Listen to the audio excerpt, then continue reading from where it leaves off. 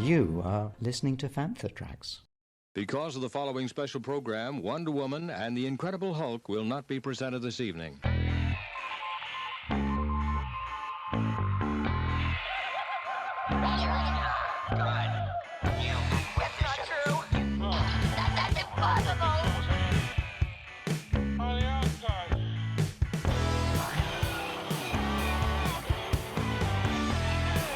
It's time to get all your Star Wars news in a single file. This is Making Tracks. Here are your hosts, Mark Newbold and Mark Mulcaster. That's not true. That's impossible. You're listening to Making Tracks and a very special episode to wrap up 2020, brought to you from Empire 40, the farthest from live event that took place earlier this year. And our special guests are Peter McDonald, the Location Second Unit Director on The Empire Strikes Back for the Finch scenes, and Madeline Most, who was Second Assistant Camera on Star Wars and Empire. We had a fascinating time talking to these guys, didn't we? Fascinating is an understatement. It was, I think, probably one of the most fun interviews I've done in my very short career at Fantha Tracks, but it was a very memorable and enjoyable time. It was. If you watched Empire 40, you will have seen the madness. In an edited version. This is the full version of the conversation. So there are a few trims when we went rather off-piste, but for the most part, you're getting the full Madeline and Peter experience. So Empire 40, and this is our last real celebration of Empire's 40th anniversary here on Fantha Tracks for our interview with Peter McDonald and Madeline Most. Empire was unusual in the sense that it was a film that was front-loaded with action. So you guys had the heavy lifting to do with the action sequences, which of course was the Battle of Hoth. Explain a little bit about how that all worked. Well, firstly, they all knew about Finch because it's quite famous. I'm sure you know it was where Scott of the Antarctic trained, and where many years later they filmed Scott of the Antarctic with my mentor, Jeffrey Unsworth, who was cameraman I worked with for decades afterwards. But I mean, a lot of Norwegians go there, they go trekking from there. The actual place was built, the hotel, because it was right at the centre of the railway line from Oslo. So it was the highest point. So they built the hotel basically to put up, I believe, the railway workers. I mean, the rooms are like little cells. It was good. I mean, we all enjoyed it. It was a venture. I went to the recce with the first unit, who did 5 or 6 days there, and I took over for the battle stuff. To be quite honest, you go there looking for things. It's everywhere you look was snow, so you could have shot most of it within 10 yards of the hotel. But being film people, you can't do that. You have to do a 45-minute trek in a snowcat to find the perfect location. It was great fun. We had a mostly English crew, and also obviously a big Norwegian element. The production were Norwegian and Norwegian extras, most of which were Norwegian first aid people, and they were fantastic. In fact, they were more intelligent than we were. They spoke better English than we did, and I think knew the script certainly better than a lot of people on my film. So, what did you think when you got there then? Because there was all of the logistics, obviously. You mentioned that one railway line leading all the way up. There's the hotel, there's the tunnel, there's the lake, and then the glacier sort of behind. Yeah. What were you thinking in terms of logistics? Because especially for 1979, you couldn't have been further away from the rest of the world, really. Having done the recce and experienced what it was like to be 40 degrees below, which it was the worst winter in 100 years, which it has to be, of course. When I came back to England, I got my crew, and just up the road from the studio, well, it used to be MGM Studio, there was a big cold storage.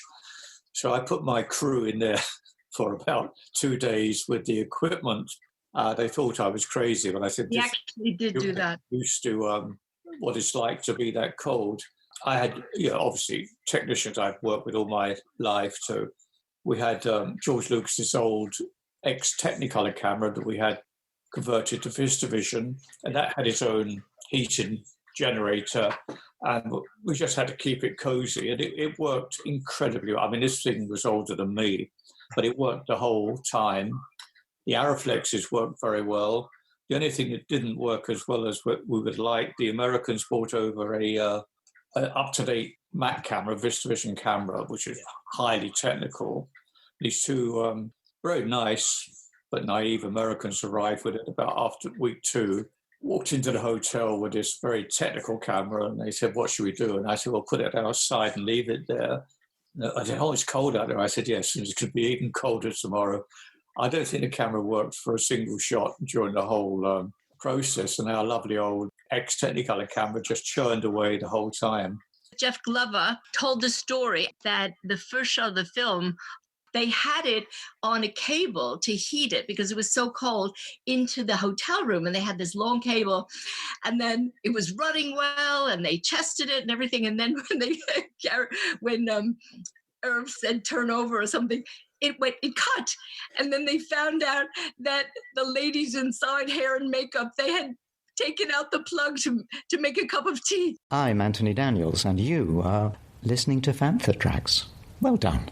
George Lucas liked him very much. He knew him from the first Star Wars, and he was the one that hired me. He was best buddies with George Lucas. So just for people who may not quite understand the film process, what exactly was both your roles on The Empire Strikes Back? So Peter first, because he's important. Yes, I was called the Norwegian director, so I did all the shoot in Norway. Amazing, it was 6 weeks of my life out of 60 years in the business, and I still get kind of more interest about Empire Strikes Back than I do about working on Batman or Cabaret or Superman or Yentl. It's quite funny. I mean, 6 weeks as opposed to 60 years, but it's I didn't realize what a huge interest there still was until we went out to Finse twice, and it was just incredible. These almost like devotees that love the film and love every aspect of it, knew much more about it than I actually did, So that was my participation. Doing the recce with the first unit, they shot for a few days with Harrison Ford, left me Mark and lots of extras, and then we carried on doing the battle and also a lot of plates, because they need a lot of plates for later, Apart from the weather that was horrendous, it was actually great fun to do. Okay, now me. So I was second camera assistant, which is loader, you call in England. In America, you call it second camera assistant.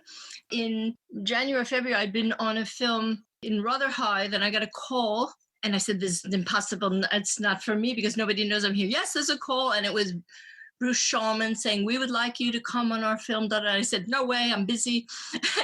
And then I spoke to this guy I was with, and anyway, it was The Empire Strikes Back calling. So after 2 or 3 calls, I spoke with my crew and David Lenham, and he said, "Maddie, I think it's a big film. I think you better go." So I was on that, but I guess they knew me from the first one, because it was Jeff Glover who they came back from Tunisia, and they said to Jeff, "Well, I guess you can hire another assistant now because we got a lot of work to do." And out of the blue, I got this call. So I worked on the last few months in the studio at Elstree and then Shepperton, and we thought the film was going to end. I thought it was going to be a few days. They didn't have enough money to finish the first Star Wars, and then all of a sudden there was a big surge with the pound versus the dollar, and they got all this extra time, a couple of months, and so we turned into our own proper little unit. That was on the first Star Wars, and then on the second it was like 8-9 months. It was very long. We started off as 2 units, A and B camera, because with all those actors out there, you did the wide and the close. And so we were side by side. It was taking a long time, big sets and everything. So after about 6 weeks or 8 weeks, I'm not sure, then we made a second unit. So the main unit would just do the big, and then we'd do all the inserts and the cutaways to the actors and their lines and whatever, that kind of thing. How was the difference between the mindset on the first Star Wars compared to The Empire Strikes Back? Because a lot's been kind of said and documented about how the crew weren't necessarily that supportive to George on Star Wars, especially in the studio. And I just wondered if that was something that you saw, or... Definitely. That was... I came on, I didn't know where I was going. I turned up at Shepperton, I guess, first. We had those big plane shots, and I didn't know anybody. I had come out of film school, and then I got my ticket, Union College, so I was working on different things.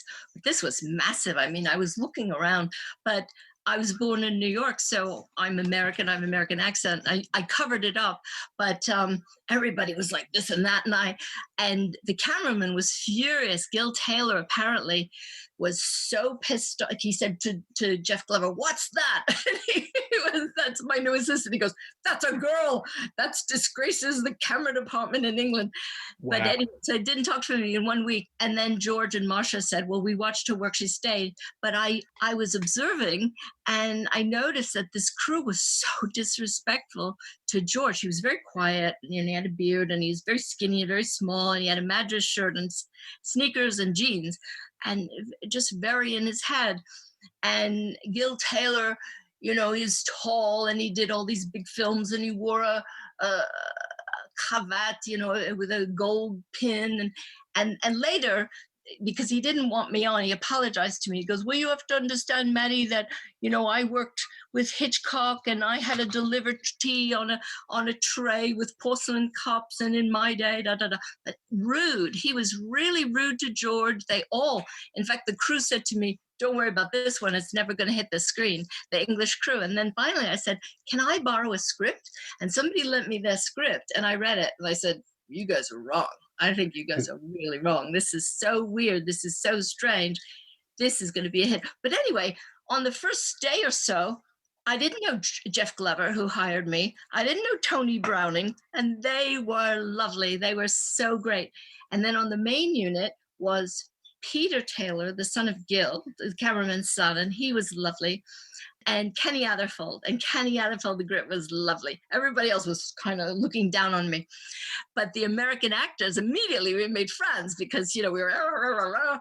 So the second unit was fun because we were having fun. Tony Browning was so funny, and Jeff Glover is such a lovely man, and the main unit was kind of snobby and, they just turned down their noses. They looked down on George and everything, and this film is never going to get released.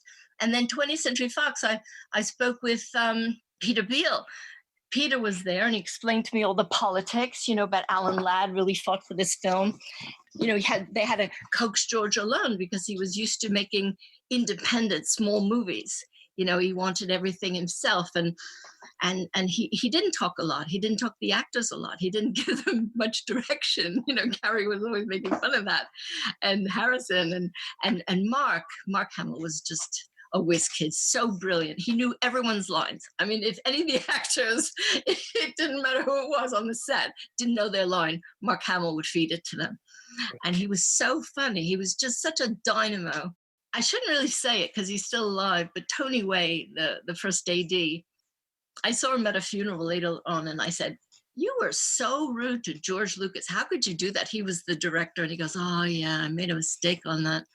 I said, "But that was so unprofessional." When I had many, many years in the industry, I could say that. But Anthony Way, and he controlled the set, and he would just not let things happen, or he'd block them, or it was really hard for George Lucas because they weren't helpful to him making the film.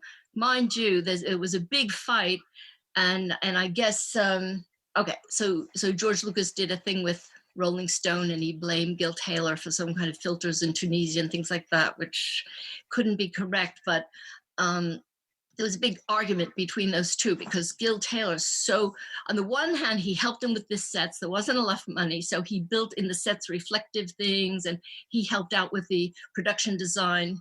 He actually did do a lot of contribution to actually making it work when they didn't have the money.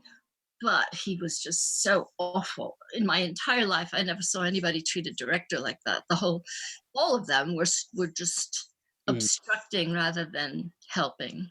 So step forward to Empire, when Star Wars has become the biggest movie ever, and the whole era of Lucas and Spielberg and those kind of guys are all on the up.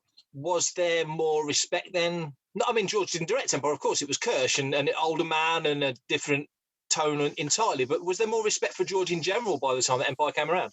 George didn't come very much. He came like once a month. He'd come for a few days. He'd be very quiet. I'd talk to him like that. And Gary Kurtz, I'd always take the piss out of Gary Kurtz. Gary Kurtz was there for every shot, for every frame. He was there taking notes. He wore a little tape recorder in his pocket, and the crew didn't like that because he'd say, how long, blah, blah, blah. But Gary Kurtz, he had hands on. George came and went. And yes, this crew also, they knew how much money was involved and how much respect and ILM, and they knew how big this would be. I had no idea how big this would be. It was vast. I mean, the number of people and those sets were enormous, and it was heavy. Even on the second one, I wasn't, compared to the crew that they had, it was the crew that had been on The Shining. It was the same exact crew. It was Kelvin Pike. It was Peter Robinson. It was Marcia Little, this guy, Morris Arnold, the focus puller. And they had done all this time. And we were already in the camera room testing the cameras in February or March while those guys were up in Norway. And they wouldn't leave. Stanley Kubrick wouldn't leave. He kept on and on and on. Robert Watts was like scratching his head. When are these people going to leave? So the crew was much more up to date about who George Lucas was and Gary Kurtz and that kind of thing. Whereas I think Gil Taylor did all those big, I think I heard George Lucas picked him because of Dam Busters. He did all the cockpit thing and that. On the first Star Wars, I was like a kid in a toy store, and I abandoned, all those things where you're not supposed to talk to the actors, you're not supposed to talk to regular. I completely dodged that. And when I finished my work in the day, I'd go to the model shop and up to editing, and I'd say to Marcia Lucas, "Oh, can you tell me about Hollywood?" Just totally off the wall. What you're supposed to stay within your, especially in England. Oh, I'm just a menial little camera assistant. You're important. I'm not supposed to talk to you. But I would talk and quiz them all. So I was always up in the editing department and asking questions, and I didn't want to go home. Basically, on the first Star Wars, I never saw those kind of toys. It was like a toys shop for me. So I would finish my work, and then I'd go around to the model shop, and it was special effects then. You didn't call it visual effects. So yeah, I mean, it was just the best thing. And even on Empire, it was every single day was like being in another world. And I knew I never was going to live this life again. One day in a swamp, another day in that glacier. It was just amazing. Sounds fantastic. So did you two meet on Empire Strikes Back? No. Well, I knew of Peter. Peter was very famous. I mean, he was the hot shot camera assistant. He worked with Jeff Unsworth, and he did all these very massive films. And there was one day, Steve Lanning and Dave Tomlin said, "Everyone behave because the Mac's coming on tomorrow." They were begging him to take over It's total bullshit. directing. They were begging Peter to take over directing, but he didn't like one of the major players, so he turned it down. We need Peter the Mac. We need Peter Mac. And I remember him coming on. He had ginger hair, and he wore it really flopped down.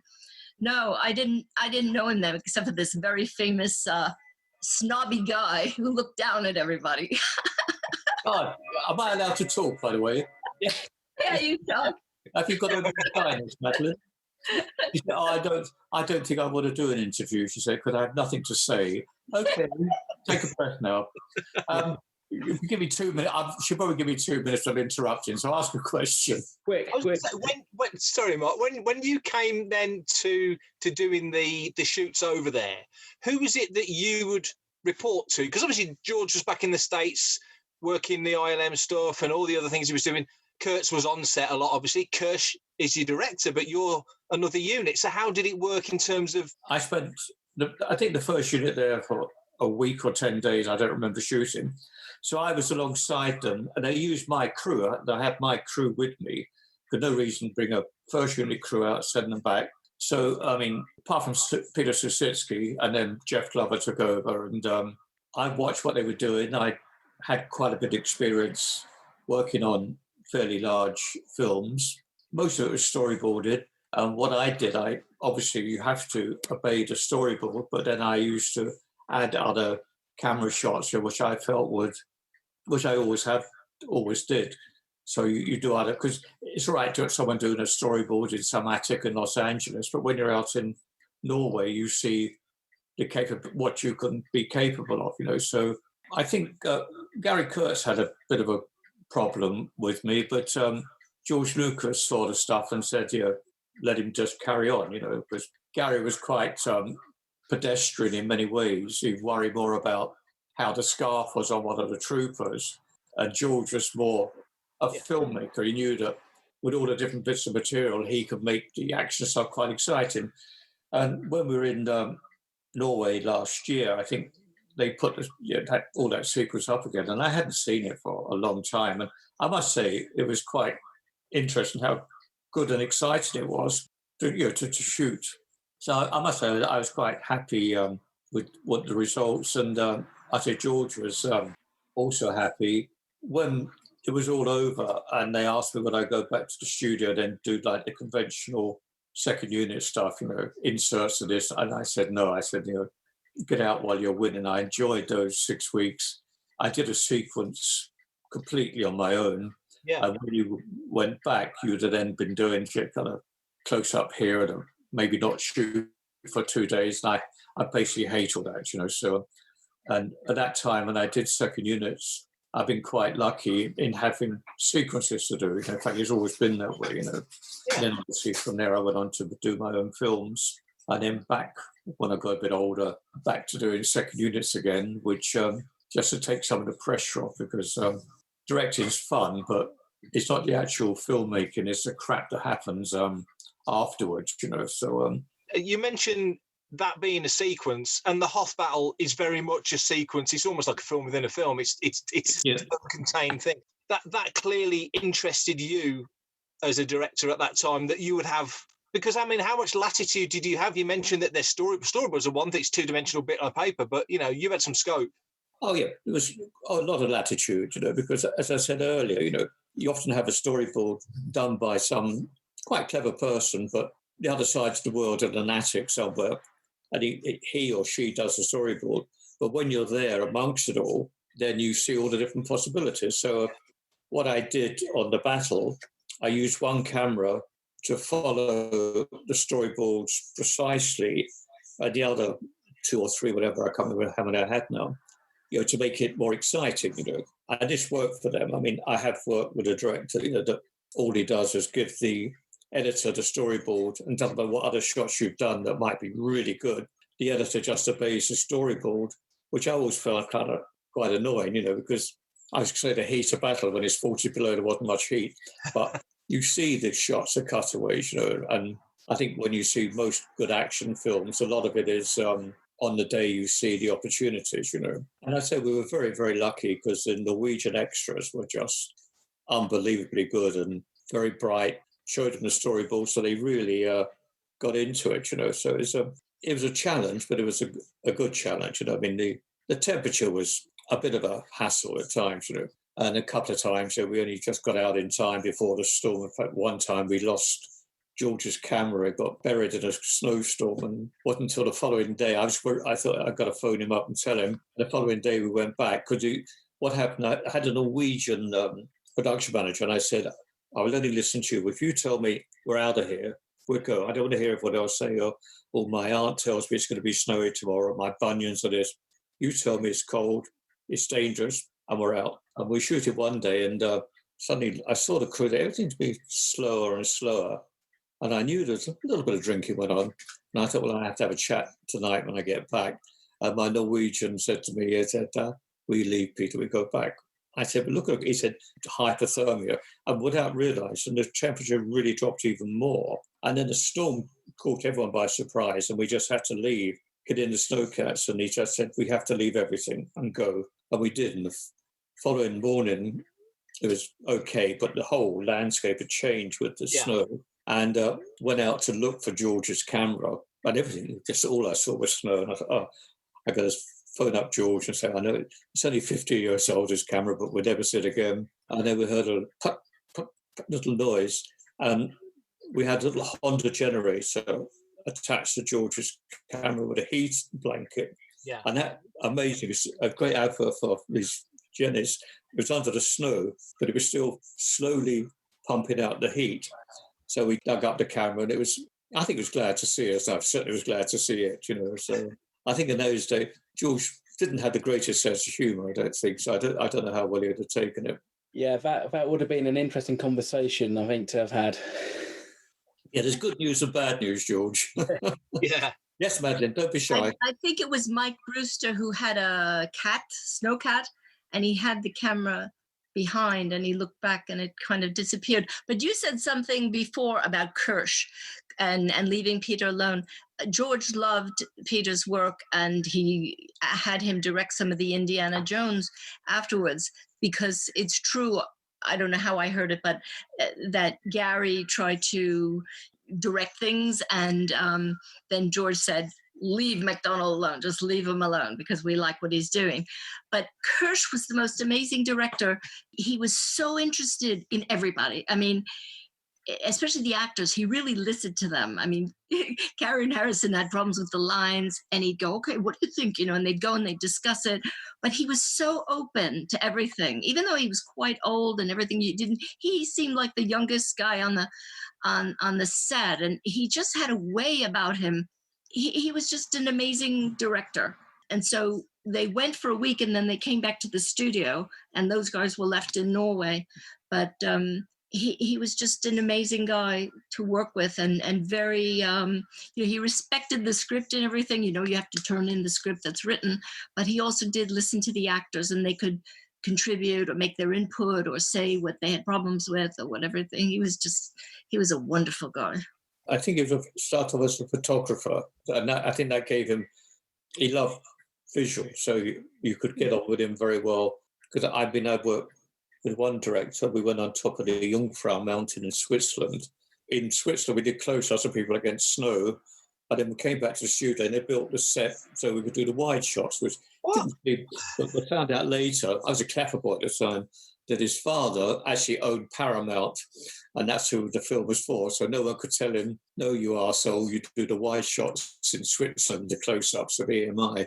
Kirsch, I say, was also a very nice man. There was no pretense about him. You know, he wasn't full of himself. You know, and luckily, people like, say, Tim Burton and Alfonso Cuarón, people I work with, I think when they have real talent, they don't have this kind of ego as much as the people without talent seem to be have nothing but ego, you know. But I'm sure that goes all through life, not just the film industry. I'm Gareth Edwards, and you're listening to Fantha Tracks Radio. When you were filming out there, a story, because I noticed, I'd say you got the Visit Hoth stuff behind you. So you went last year, I went the year before. So yeah, and we went out onto the glacier where you did the Chewie scene, the hand scene, the battle plane. You had to redig the trenches when it snowed. How much of a job was that when it all got filled in night after night? I used to be woken up at 5 a.m.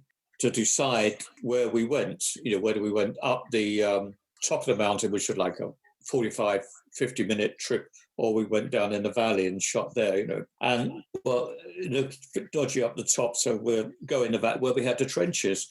And I saw Alan kind of go, oh, God. I said, what's wrong?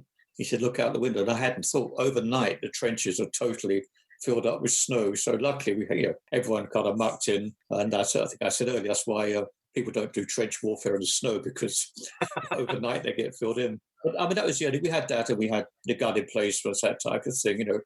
I must say, having seen it again recently, there's more special effects than I remember, you know, the explosions and that type of thing, you know. And we had quite a good bunch, Alan Bryce and his team of special effect guys, you know. And something also, because explosions get a bit boring sometimes, but because you had the kind of orange flame against the white, it looked visually more exciting, you know. It was always a challenge, but I think the good thing about the British attitude, especially in those days, I mean, you'd film all over the world, you know, because a lot of countries didn't have crews, hardly had an industry, you know. So, you know, you go to Australia, Africa, South America, Mexico. I mean, now most countries have their own, so you just take a minimum amount of people, you know. So we were always up for a challenge, you know. And I say some of the crew I'd had with me for 20, 30 years, and still for another 15 years after. I had my camera grip almost 50 years, my assistant 40 years. So you had a crew that you didn't have to really say anything to because they knew what you wanted, you know. The bigger the challenge there was, they thrived on it and did a lot of work in America. And you say, oh, I liked this. And they think, oh, geez, you know, surely the fun of filming is to have the challenge, you know. No, it's not for them. They very often wanted it simple. Whereas my team, the bigger the challenge, the more they thrived on it. In fact, Frankie, my grip, I first worked with him when I was a clapper boy, then a focus puller, then an operator, then a cameraman and a director. And he treated me the same way from as a clapper boy to a director, with no respect at all. I bet you love that. Oh, I loved every second of it. No, I never believed in the kind of bullshit of how important I am. I never believed that. A few years later, I was working on Ragtime. I was doing a second unit. James Cagney, the reason I did it actually was I thought to work with James Cagney, because I was very tired. I just finished a very tough film, Dragon Slayer, and I thought, no, I want some time off. Anyway, I worked with James Cagney, doing a second unit, and then he wanted some publicity stuff, And I had a week when I wasn't shooting, so a publicity guy who's a friend of mine, I said, I'll do it. I said, oh, no, we don't have your time. I said, I'll do it for nothing. And so we all came in, and it was so wonderful to meet this old timer, And he was such a lovely old man. He'd had his heart attack by then, so he wasn't totally. But he said, as far as I'm concerned, I'm no more important than the carpenter, the electrician. Without them, we're nothing. So I'm a part of the works, and we're all equally as important, And I thought it was such a lovely, watching this lovely old man that played some of the best parts ever. It might have been Brando. They thought that Cagney was the best film actor ever, Yeah. And he was, just a charming guy. But the point of the story is that, I think everyone is a part of it. There's no one, in my opinion, more important. And when I work with the people full of potential, which in a reason, I think probably a few years ago, I thought, I've had enough. Because I worked with one director who was so pretentious and had no talent. I thought, move on. And we won't mention his name, Madeline. No, but I think pulling this back to Empire Strikes Back and Star Wars, Right. That could have been the problem with Gil Taylor and the old league, the old British thing. I mean, I remember I was doing a thing, and it was with Paul McCartney and a whole bunch of musicians, and the production manager said, now don't talk to anybody. And I mean, what do you mean you don't talk to anybody? A bunch of musicians come in, if they talk to you, talk back. And she yelled at me for talking with Linda McCartney. And that whole British thing about stay within it's a class system. And it's such nonsense, because the poor actors come over to England, they're living in the cold, they're eating, at the time, terrible food, and their dressing rooms were cold and nasty and cheap and horrible. You make friends, you make them in the morning, you kiss people, even John Barry, I have to say, John Barry was our director, and we'd kiss in the morning, hello, and cups of tea, and we're, the crew that's really crew, like Peter's crew, was a family. They traveled together, they had dinner together, they were a family. So when you're really in the zone, whatever, when you find a good crew, it's like you can't wait to get up in the morning and go to work, because it's people you're closest with, and you share ideas, and all day you're creating, and it's such a wonderful feeling. And I think on the first one, I didn't know them, but it was that class system that Gil Taylor and all those old boys that had done these very important films, and then these American kids came on in their jeans and talking very informally, and that whole independent, the indie films, which is what I dropped out of the British system, because I thought I wasn't interested in all. Also, I moved to America, but making films where you're just so passionate about it. George Lucas he's like a Sundance guy. He used his own money, then he wanted control. He didn't want anybody telling him what he couldn't do. That's the whole. It's a mentality thing, like I'm going to do it my way, and I don't care about the money. I'm doing it to make my story. And in Britain, they were just guns for hire. They would just pay me the salary, I'll do whatever you want, and then I'll go home and I'll never think about your film again. But when you work with people who love the film, who love the story, they'll stay there all night. I mean, like the guys on English Patient, they lost the money, but that crew was so committed. So that's the difference. I think that was the difference, that George Lucas came in with this independent filming mentality, and he ran right up against. In fact, I heard, maybe from Peter Beale, I'm not sure, I think George Lucas wanted somebody like Peter Suschitzky for the first, because he had done all these independent films and Wild and whatever. But Peter at the time was young, and so they had to give him a heavy weight. No matter how much the director fucks up or doesn't do it, you give him a heavy weight and they'll turn in the goods. So that must have been the confrontation between independent filmmaking and the old studio system in England. I became really close friends with Carrie. Marky was busy with Mary Lou and having a baby and all that stuff. And Harrison too with, when you work with actors like Peter's closest friend in the world are the actors he worked with to this day. It's such a relationship. Well, it's a bond, isn't it? When you're directing, you've got to get the most out of performance, and some actors have a tendency to sometimes be a little bit kind of shy, and you've got to bring out the characters and kind of get the performance that you want. Well, I think from my point of view, spending so many years as a camera operator in England was very different than America. In England, the camera operator worked hand in glove with the director. In America, the camera operator was just there as a mechanic, just do as you're told. Whereas we were always expected in England to know the script backwards and get involved, So over those years, 15, 17, I can't remember how long I did it, say 15 years operating, you get a huge amount of respect with the actors. And also remembering then there was no video playback. So you were the only one, you had the privilege that you were the only one that saw the shot. Everyone else had to wait till the following day. If you're abroad, the following week. In fact, I worked on one film and it was 2 weeks between shooting and seeing the rushes, So you were the only one for 2 weeks that knew whether things had worked or not worked. So there was a lot of trust between yourself as a camera operator and the actors, And they all had their little, good sides and bad sides, and watch this, watch that, So and a lot of directors are quite sympathetic to that. But I work with directors that didn't care two shits about whether something showed up as a blemish. I don't think people realise the vulnerability of being an actor when you're. I was bad enough looking here on a matchbox, but when your face is 50, 60 foot up in the Empire Leicester Square, hello, it's a huge challenge, And even the really experienced one, I was lucky to work with, say, Ingrid Bergman, It was a beautiful lady, and I won't go into details, but she'd had an operation just before her last film, which we did. And she just mentioned, will you keep an eye on this, Peter? And you did, and you made sure that she wasn't exposed in any way to seeing what had happened to her, It was an exciting thing, and that's where I think you learn to respect the actors, and they also learn respect for you, And I think that's very important. I mean, the last couple of things I've worked, or last couple of big things I worked on a second unit, the director had a black tent on the set and a microphone and a loudspeaker outside. So he was directing from inside a tent, watching a video, and the actors are out there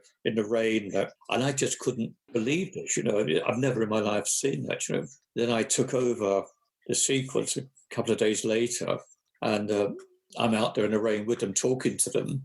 And they said, shouldn't you be in the black tent, Peter? I said, watch. And the black tent was being thrown into the bin by then. I said, after all these years, the whole thing about interacting with actors who do need to trust you, and they need, you to be honest with them. And there's very few, very, very few really arrogant ones, And most of those you break down anyway after a week or two, But you have to be there with them. I mean, I just don't understand how you sit in a tent looking at a video with a microphone saying to your assistant director, oh, by the way, tell so-and-so to do this, tell them to do that.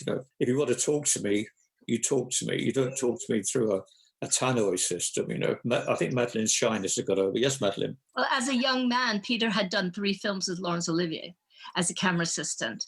And Peter really worked with the top directors in the world. So that's why in England, the camera operator works with the director.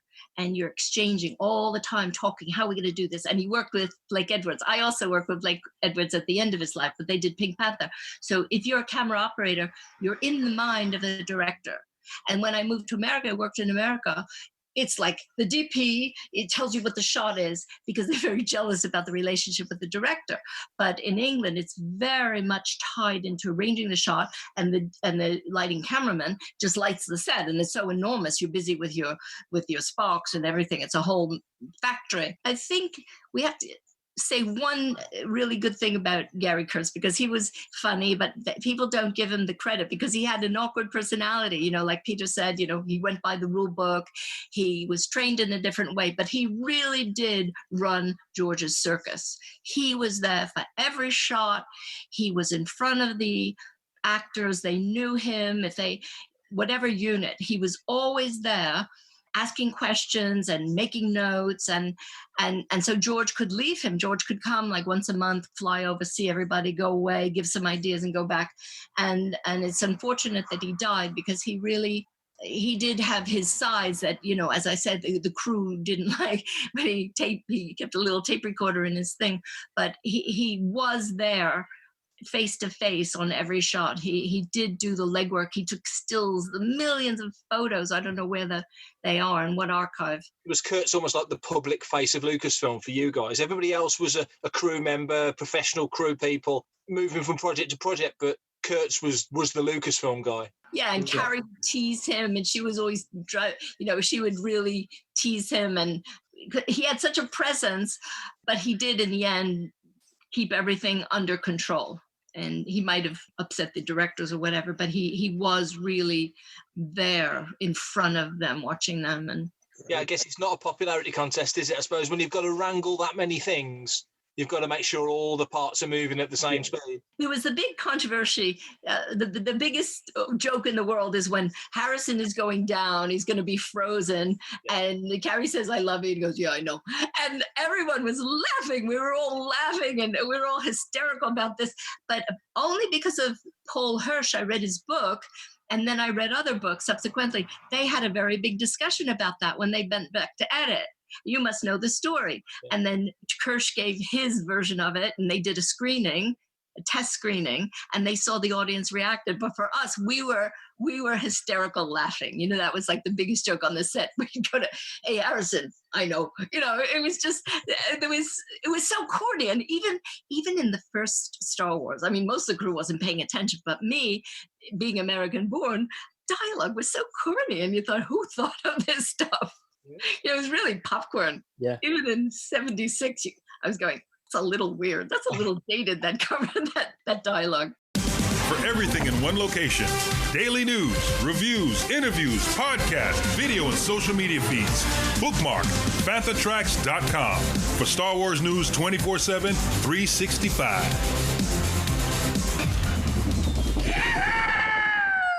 Quick thought occurs to me. Do you still have your Fince cold weather jacket? No, I've been a successful person. The minute I came back from Norway, I said to my then wife, "Get rid of all these logos all over it," which she did. Then they got lost. And when we went back a couple of years ago to Finsa, I had the jacket. And people said, "Well, where are all the logos?" Because last year he said, I think it was Jeff Glover or something, sold his for like £18,000. And I said, "Well, I don't have them anymore." It was slightly happy. And then when we left on the second visit, one of the people there said to me, "I won't tell you how much." He said, "But I'll give you X amount for the jacket." And I said, "You've got to be joking. You got nothing on it." So I did sell it to him. We all went out and we had quite a good few good meals on it. But I mean, sitting in Finsa, I've got my stuff. Sitting in Finsa the first time, I was sitting opposite people with the names on there, and they were both dead. They're both Bob Smith and someone else who both died, and you're sitting there looking at people with their names written on it, which was quite unnerving. Yeah. But no, I mean, the following is just unbelievable. Yeah. What was it like going back to Finsa after all those years? Did it bring back clearly some good memories? I remember leaving Finsa all those decades ago and looking out the train window, and I looked back and thought, I'll never see that fucking place again. Peter tells this story. Peter had a tiny little room. I mean, a tiny little room. When I arrived there, when the first unit were there, you're put in this room and it's about as big as a coffin, But I thought, well, that's what everyone has, And the first unit left and we carried on shooting. When I got back to the room that night, the manager of the hotel said, "Oh, by the way, Mr. McDonald, a letter's arrived for you from England." So I thought, that's great. Went to my room, it'd be nice. And it's to Max McDonald, who was the prop guy. Max is a real kind of, cocky little guy, I know for years. I knew he'd been ill for a couple of days, frostbite. So I thought I'd take this letter to his room, find out where his room was and take it there. So I ventured, huge hotel, rambles on forever. And then people pointed me down corridors, and I suddenly found this door, knocked on the door, opened the door, and there's this great big suite. Max McDonald is living in a suite. And as I walked through the door, he said, "Oh, they made me do this, Peter." And I didn't suss it out for a moment because he'd arrived, McDonald. They said, "Oh, that's your room now." Oh. The prop guy got the director's room. The funny thing was the way he said, "Oh, they made me have this, Pete. I didn't really want to." I said, "Well, I guess you could have, you could have it back." I said, "We've got 3 days to go now." Go back to my cabin and, no, it's, because it was such a a rambling hotel, and I think it was when I came back from the recce, I'd got the crew together. I told you I put them in an ice place so they got used to it. I also warned them the prices of alcohol in Norway were just astronomical. Yeah.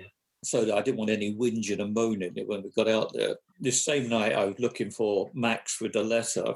I went down corridors I hadn't been to before. And I was in like Soho, there were like a bar there. And the standby painter had sussed out about the alcohol, thrown away quite a bit of the paint stuff he was supposed to bring out, and bottles of alcohol, pure alcohol. I was mixing up cocktails for people. I could have lost half the crew, I guess. So they were very... I don't know the word, but inventive, let's put it that way. Because I couldn't work out how they could afford to, all the time over there. I think we had one celebrate someone's birthday. We bought a bottle of champagne, and that was like the week's allowance, The point of Peter's room being so small is that he said his room was so small, and I think he was next to Mark Hamill. He used to hear Mark Hamill talking to his wife at night.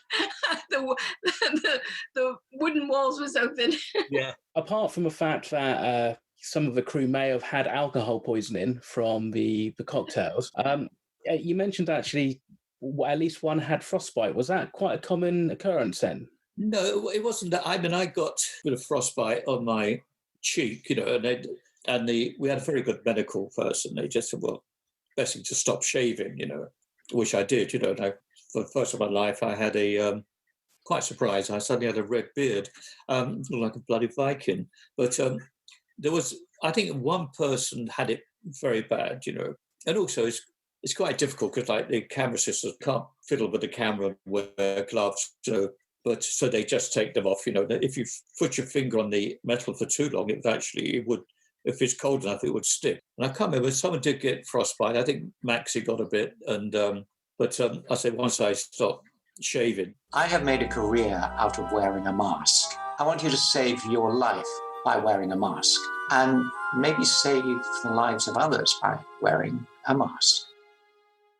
Well, the thing about crews, you've got to keep your ear open for whinging, and after a couple of weeks, I started hearing people kind of, bloody lunch, And I said, well, these two lovely ladies on their skidoos, wherever we are up the mountain, get this food to us every day, Basically, it was the same type of food. I think they called them Wampa meatballs because they were kind of meatballs. And so, but it was, they did well. Anyway, I went back this night and I said to the catering lady, I said, you're doing really well. I said, but maybe tomorrow you could do something different, or, a couple of days time, just do something like on a Saturday lunch, Oh, yes, we'll do that, So Saturday comes and I see the two skidoos coming up the mountain towards us. 40 minutes they're coming up, these two lovely ladies, middle-aged ladies, and they're winking at me as if they opened up the big tureen, and it was the coldest day we'd had, I think, and they'd done spaghetti bolognese. But as you handed it out, people lifted up the spaghetti, and within a minute, it was frozen. People are crunching the spaghetti. I went back that night, and they said, was that okay, Mr. Peter? I said, that's very good. I said, don't worry, and don't ever do it again, no, because you made too much effort, But I just wish I had a still of watching a crew, because it literally, as you lifted it up within a minute, it was totally crunchy. Mind you, it could be a popular thing, crunchy spaghetti. But, yeah. How did the actual celluloid deal with the cold? Because I'd imagine that's quite delicate anyway, isn't it? Oh, no, that's all okay. Obviously, you kept things the right temperature. What you couldn't have is take the cameras back at night and put them in real heat. You had to, and the film. So the film was kept as much as we can the same temperature. And the cameras both had, or all the cameras had heat in either inside or wrapped around the thing. The only danger was, especially George's, the big camera, when you opened it up to check the gate and make sure everything was okay, it had to be quite a short time, because that would, if the film then got below, it would just snap. I don't remember one technical problem at all, and I say I had two assistants I'd known all my life, and they were both super efficient, and Bruce, the main one, every night used to have to go and mend, because the heating things was such a delicate thing with all the different wires. He'd go back at night and solder everything to make sure. And then we had the the cameras were left at a certain temperature all night, and the film was kept in the same temperature. So we kept things as much as we could, in the same temperature. Never really had a problem, apart from, I say, when we lost George's camera, but apart from that, we never had any problems. And the little Arriflex, the German camera, which was made for the war, so it's made in the late 30s, it's hardly changed. It's a robust thing. It never gives up. It's the most incredible, simple camera you can have, And as I say, the two that the Americans brought out, the one the American never worked the whole time, It's been, I think, fairly well documented that you had to do some photography literally out of the hotel door. How much did you have to shoot from the actual hotel? I think there was one day when it really was bad, they said, and I think towards the end of our shoot, and they said, we can't go out today, da-da-da-da-da. And then said, well, snow, if you open the bloody door, right outside the hotel there's a snow. So we did just common sense. We did a sequence there. So we were fairly much in the, not warm, but sheltered. And I think our longest trip was the right to the very top where we did a sequence, which is wonderful, right on a plateau there, which is the real reason we're there. And that was about a 50-minute trip. So you had to really make a decision that, and we made it one day, we made a decision to go there. Well, I made a decision to go there.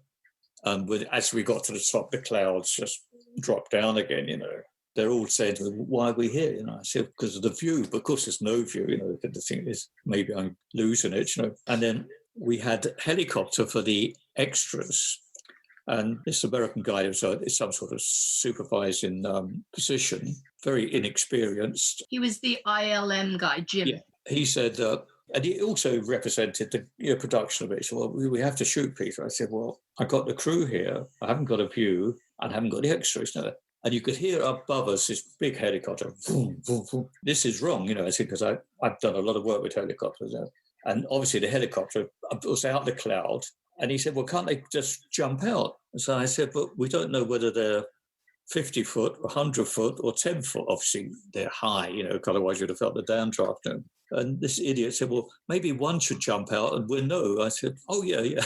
I said, I'd send the helicopter back to base, send you down there. You could be the guy that jumps out. So we sent the helicopter back to base. And I sent all our snowcats back there, and luckily the weather changed. And of course, it just opened up, and this plateau was just 360 degrees of green ice, and it was really quite fantastic. It always amazed me, the film industry, you have people in a semi-important role that shouldn't really be doing anything but parking cars. That was the funny thing with Gary, and from the beginning I knew him from the first one. So the second one, I think when I first met him on the first one, I said, oh, you look like the guy in the cough drops. There's an American cough drops, the Luden brothers. He's got a beard, and he looked at me like he didn't know whether he should laugh or not, but he kind of grinned. You had to make him smile. But the funny thing about, if you hung around Gary, when he had a question, he'd go, oh, I don't know how we're going to do that shot. I'll just call up Doug Trumbull.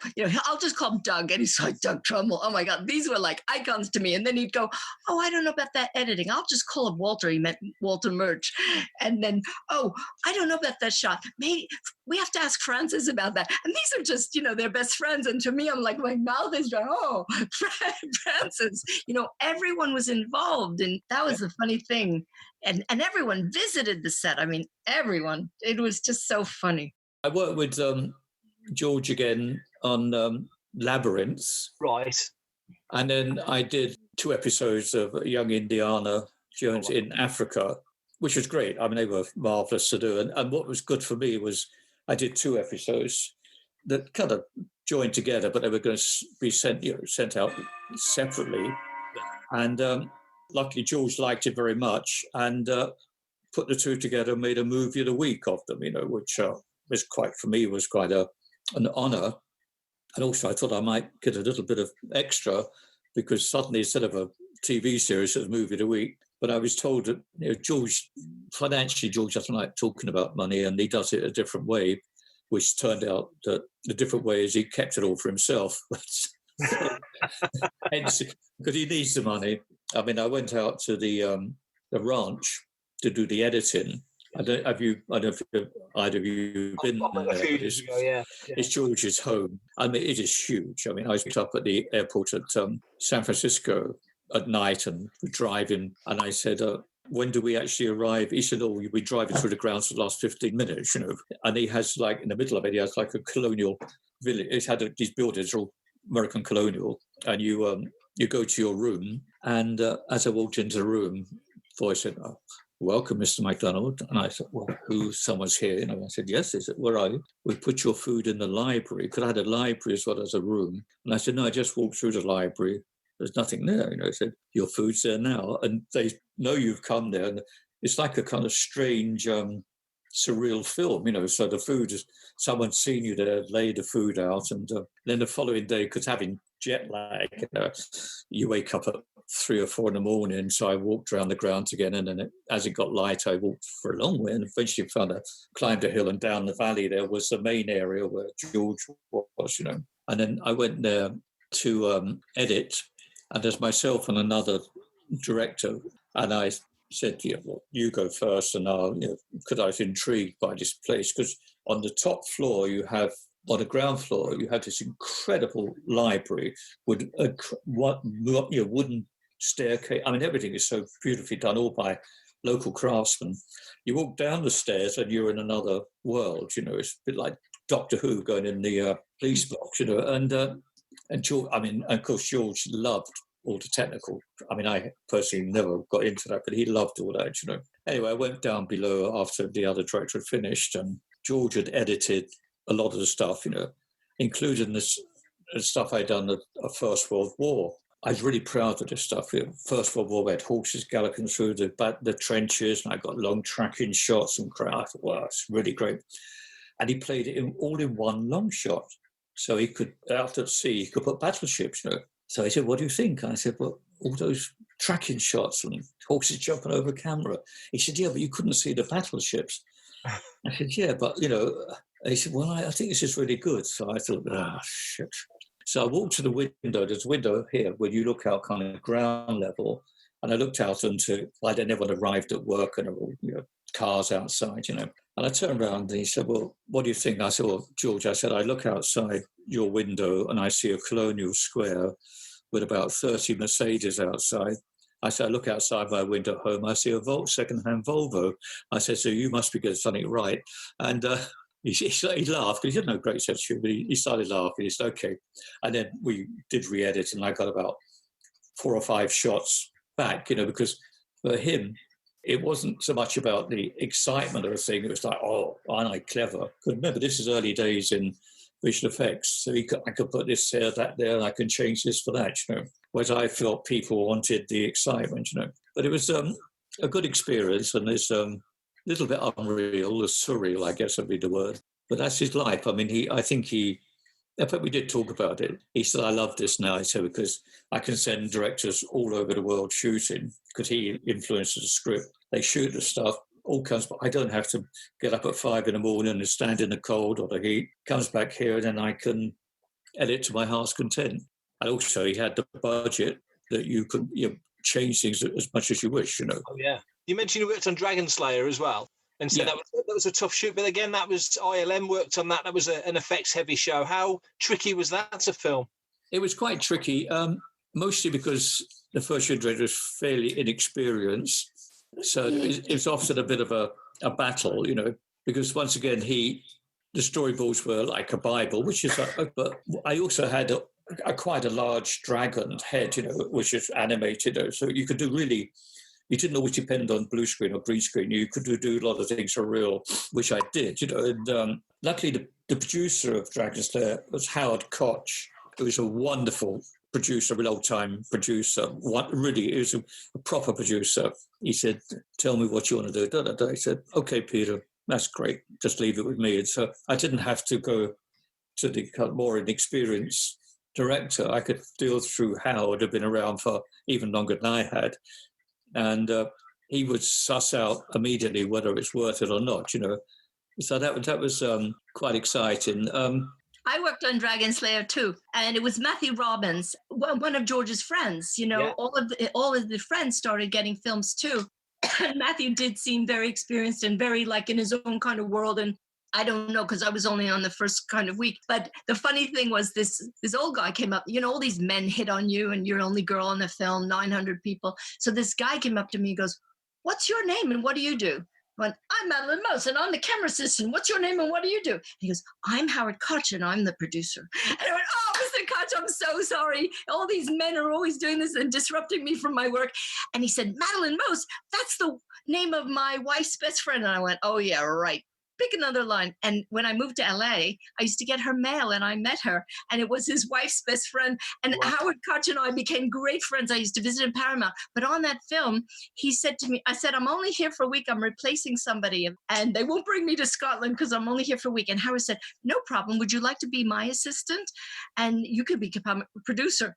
Idiot me. I said, "No, thank you. I'm really going to stay in the camera department. I'm going to be a camera woman."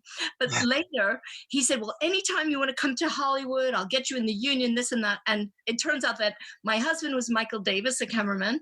We did move to New York and then we did go to Hollywood. So I called him and then we just were friends and I'd go to the house and to his wife. And then Madeline Most, the other Madeline Most, became a great friend of mine. So that's what I'm saying. When you meet somebody, and I met a few people that I really liked, you really got on with them. And then they're your friend for life. It didn't matter. He was a very big producer and I was just the lowly clapper loader. But we just, you know, I used to go to Paramount and go, "Would you drive me home tonight?" And go, "Yeah." I mean, and then his son is on my Facebook. But it really is family to family, you know. That's wonderful. I did want to work on Dragon Slayer, go up with them to Scotland. And his stuff, and Peter doesn't say it, his stuff is like the best in the film. But that's also true on Excalibur, and that's true on the films that you did with that guy with Excalibur. It's all second unit director, and it's him. And people say, "Oh, what a great thing." It's all second unit, but people don't know. Even in Harry Potter, you know, Jamie Christopher, he was the second unit director in the first 4. And Jamie Christopher counted the shots on Goblet of Fire. And 76% of the shots were second unit. And that's the illusion. People think second unit director, it's the drive-bys, it's the inserts, it's that kind of stuff. But not with this guy. With I met Peter on Batman and Robin because I was in LA. And I had done I write, you know, film magazines and stuff. And I had already interviewed PMS, Peter McGregor Scott, Stephen Goldblatt. Joel Schumacher. And also the ILM guy and Dykstra. So I said, "Oh, I've got my article." And then Stephen Goldblatt said, "You don't have your article because the guy who's directing this film is that guy, Peter McDonald." I went, "Oh, I don't want to, I know him. I know him from England." They know he's the one directing this film. Joel Schumacher is just taking care of all the $20 million actors. And there were about 8 of them on that. And Peter has such funny stories because he said George Clooney was burning a hole in the floor because he was so ashamed of being on that film. He was like looking down. Tell him that story about George Clooney. George Clooney had been under contract to Warner's and done ER. So he was early on his career.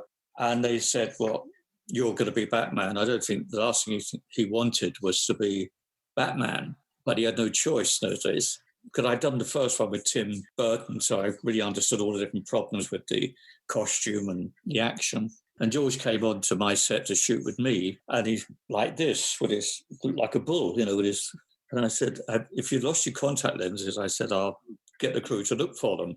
He said, "What do you mean?" I said, "Well, you must have lost something on the floor because you're looking down there." And he got it, and he realised I was taking the piss. So then he spent the next 3 months coming on every day when he worked with me, trying to top me up. I said, "George, you're better looking, you're more talented, you're certainly going to be much richer than I ever will be, but never take me on for dialogue." I said, "because I will crucify you." And he never gave up, you know, and every day he'd come up with some little gag to... But he was a charming guy. And then I was away during the premiere. They had the premiere in London at the Battersea Power Station. Yeah. And my youngest daughter went there with her friend to the premiere. Very excited. I think she was 13 or 14, whatever. And Peter McGregor Scott, the producer, came up and said, "Oh, are you Peter's daughter?" I said, "I'll take you into the VIP area and you can meet George." She goes in, he says to George, "Oh, this is Claire MacDonald, Peter's daughter." And George said, "I guess your dad told you that I did all my own stunts." And she said, "No, actually, my dad told me you were full of bullshit." And He said, "Yeah, you're the daughter." They gave her a great time. But George was a charming man. I mean, I'd say he hated. They thought because it had Schwarzenegger and Clooney and Uma Thurman and that it was a winner. And of course, the script was atrocious, especially the end of it. And I did say to Joel Schumacher, because we shot a lot of it ourselves, I said, because Joel has quite a temper, and I said, "Can I talk about the end of the script?" So he said, "Of course you can." So I said, "Well, my opinion," I said, "it doesn't work. There's no ending. It doesn't end. Has nothing. There's no tension. There's no resolve." He said, "Well, what do you think?" So I said, "Well, can I storyboard something and show you a couple?" So I said, "Yes." So I went off, and a couple of days later came back, storyboarded a different ending. And he looked at it, he said, that's good. He said, "I see what you're saying." He said, "That's very good. What will it take?" I said, "Well, probably an extra day shooting." I said, "Oh, no, we can't do any extra shooting." He said, "I don't mind doing anything as long as it doesn't cost time." And for once in my life, I was right, because the film was fairly much a disaster, whereas the first one with Tim Burton had a proper story, had a great ending. Of course, you had Jack Nicholson, who was like, doesn't get any better, whereas Arnie and that didn't really work out. And I don't know if you saw the film, but he dressed up in that metal outfit. I mean, it was ridiculous, head to toe in metal. Even the light in his mouth, he had a little tiny light in his mouth, the lights. And we had a big scene in the museum. I did the whole shoot, all the skating. And there's one very difficult shot. So I thought I'd get it all properly worked out, and I get his double, who was perfect double, all dressed up, do the shot. We spotted one end of the museum and ended up the big close-up. He's walking down the stairs. Camera-wise, there's an impossibility. So I said to the double, "Do you think you could walk up the stairs backwards and I will track away from you? That means I can get the shot I want." So very good stunt guy. He said, "Yeah, you practiced a few times." He did it. And so we went back there. And I saw the shot earlier in the morning. I thought, that really works well. And then suddenly all the top executives from Warner's came in, and they said, "Oh, what is that?" And I said, "Oh, it's just a shot from yesterday." They said, "I'll put it up again." This guy called Mark Canton. So up came the shot I'd done, which was really a test, but usable because we had everything right. And he had all the top people with him. And Mark Canton turned around and said, "Guys, after seeing that," he said, "I know you're upset how much we paid George, but he's worth every penny of it." And I thought, do I tell him that actually was the double? It wasn't Schwarzenegger. So lucky, I said, "I think we can get it a bit better than that." We did it the following day with Schwarzenegger. But I always remember this guy saying that he's worth that 15 million. Who else could do a walk like that and look so great, The guy that did Deadpool on Wolverine, Peter, did second unit. But actually, he did the whole film because, unfortunately, the director, he had an ego problem, and anyway, they sent him home. So, but on Wolverine, the guy who did Deadpool, now he was in like one shot. He wasn't even in one shot. The stunt double did the whole thing, the whole performance, and then he got so famous. They said, "Look at him," and he wasn't even in the film. So that's the whole thing about stunt doubles. Yeah, they should really get acting credits. They should really be recognized. Absolutely. I mean, I feel sorry for actors now because they look up from their performance and they see 8 people with earphones looking at the screen, and they don't realise, a lot of people, how unnerves an actor, because an actor likes to kind of be dealing with the camera and one person, not look up and see a discussion going on, and say, "Well, tell me what is wrong, let me know if..." That's kind of the irony with Disney buying the Star Wars franchise, because George made this as an indie. He put his own money, he wanted control, he wanted they were rebels. All those new guys, they were rebels. They fought against the studio system that was crashing them. And it's so ironic to see now Disney just turn them out like crêpes, like pancakes, every 6 months, another Star Wars. And also, I'm not into it so much, but my cousin is a real fanatic, and they know the characters and they know the lines. And they say it's so out of character for what Mark Hamill, he'd never be like a recluse on it. The fan base is so disappointed because all this core of middle management has taken over this really the idea that had a real story, very political. I mean, Empire Strikes Back is very political, and Star Wars, it turns people into rebels, and you never have a dictator and all that kind of stuff. It's completely lost when it's made by the machine now. And that's the irony. So to wrap this up then, given that you worked on the first two and did all the stuff you did on Empire, you're glad that that's the film that people grasp hold of more than probably any other? Well, me, it just, that's all they know. Whereas I was very proud because I was a girl or a young girl, and I worked on the first Black film in England. That was very important to me, a film called Pressure. I worked on there were a lot of first, so I'm not particularly, it just happened to be the first film you ever work on. You tumble in and it's like the most famous film. That was Star Wars. But I did a lot of, I never worked for money. I always worked I read the script, and in the beginning I took there, but also if it was too violent or anything, I wouldn't work on it. In fact, when I was in Hollywood, I was really getting big breaks as being an operator, and that's a really big deal. There aren't any. And I turned them down because they were too violent or too, they sent out the wrong message. So I wasn't like, I was married, but I had stepkids, but it was never bread and butter to me. I had gone to film school. I had gone to school. I studied philosophy and political science.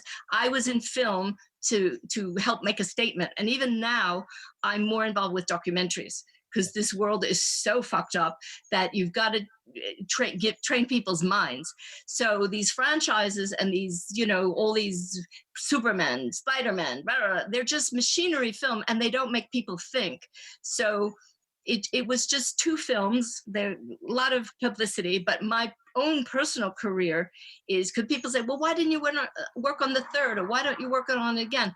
And to me, I rather use my energy and time on this earth making films. Like, that's why I'm in France, because French cinema makes you think, or European cinema makes you think. It never ties things up in a knot, so you leave the cinema knowing exactly what happened. You're supposed to think. You're supposed to get those brain waves connecting.